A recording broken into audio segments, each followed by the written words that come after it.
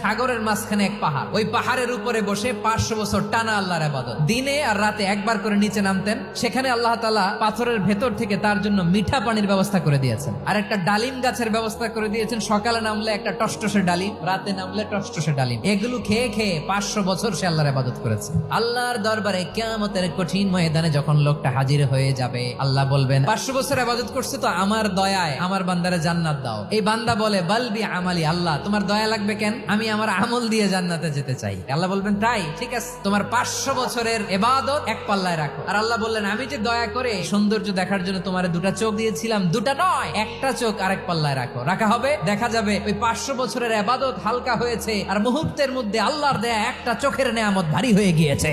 ফলাফল দেখো, হিসাব বলে তুমি এখন জাহান্নামে যাবা, যাও এবার জাহান্নামে যাও। এবার লোকটা কাচুমাচু করে বলে আল্লাহ এবার আমি বুঝতে পেরেছি তোমার দয়া ছাড়া দুনিয়ায় কেউ জান্নাতে যেতে পারবে না।